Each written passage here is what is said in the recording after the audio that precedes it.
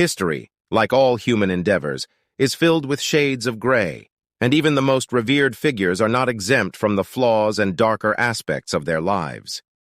As we continue to uncover previously hidden or lesser-known facts of our history, it is important not only to disclose more facts, such as those about Jinnah's politics, but also to shed light on the actions of the British rulers, Mohandas Karamchand Gandhi and Jawaharlal Nehru.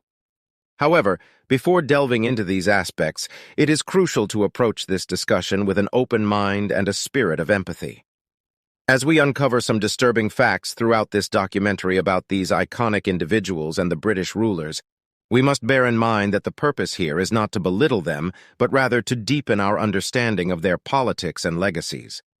These facts, although unsettling for many, are an integral part of history that needs to be uncovered. It is worth noting that Jinnah and Sir Sikander were not the only figures who supported the British rulers in crushing the Khaksar movement. Gandhi, the advocate of non-violence, remained silent on the killings and violence inflicted upon the Khaksars. Instead, he congratulated Sir Sikander for his actions against the Khaksar movement and penned an anti-Khaksar article in Harijan stating, "No power, whether foreign or Swadeshi, can tolerate private armies." He said, "I am sure that the Punjab government will not permit the Khaksar organization to be revived." He further suggested, "If I had my way, I would ask the people to meet Khaksar violence with non-violence." Gandhi forgot that the Khaksars had never committed any violence since the birth of the Khaksar movement in 1930. He also forgot their community service to Muslims, Hindus, and other non-Muslims. Right after the massacre, did they kill anyone or even attempt to attack Sir Sikander or burn any buildings?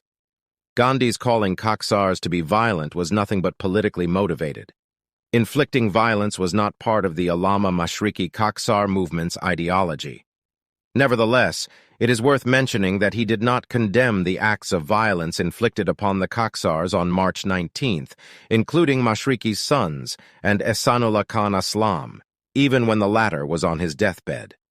Furthermore, during the freedom movement, hundreds of Khaksars were killed, and thousands of Khaksars were thrown in jail, where they faced terrible violence.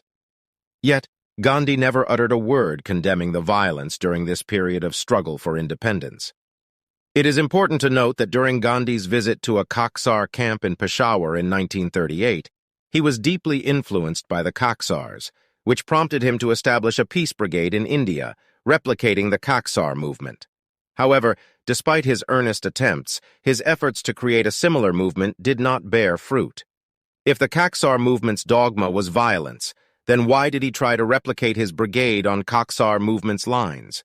The historic events clearly confirm that Gandhi's non-violence was selective and intended to protect British rule in India. This is why the rulers kept him and his supporters in the limelight. It should be noted that Gandhi was not mistreated in prison.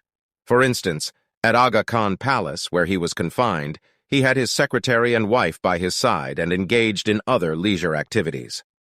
Describing the Aga Khan Palace as a prison is utterly preposterous. Nehru also criticized the Khaksar methods as injurious to the country. After a well-arranged military salute given in his honor by the Punjab Khaksars, he was reported to have remarked, "He wished this had been Congress," with another person close to him adding that the Khaksars had achieved in the space of 3 or 4 years what Congress had not been able to achieve in the space of 50 years. Nehru, who was with Mashriqi at Cambridge University, similar to Jinnah and Gandhi, did not demand Mashriqi's release, visit him in jail, offer moral support to his family, or visit Mashriqi's critically ill son. The reason they felt threatened by Mashriqi's street power became evident. This was a crucial moment when Jinnah, Gandhi, Nehru, and other leaders should have stood by Mashriqi, rallying against British rule. Instead, they sided with the British to safeguard their political careers, unwilling to risk antagonizing the rulers, which would have spelled the end of their own political aspirations. Additionally, their fear of Mashriqi assuming power meant the demise of these men's political careers. To them, self-interest was more important than what was good for the nation. If they had not succumbed to their selfish motives, British rule could have ended in 1940. To understand the truth about the partition of India, the politics of Jinnah, Gandhi, and the British rulers, watch the documentary titled The Road to Freedom. Allama Mashriqi's historic journey from Amritsar to Lahore. Additionally, read or listen to the audio version of the article named The British Chessboard, Jinnah, Gandhi, and the Strategic Divide of India, both of which are by scholar Nasim Yousaf and available on social media.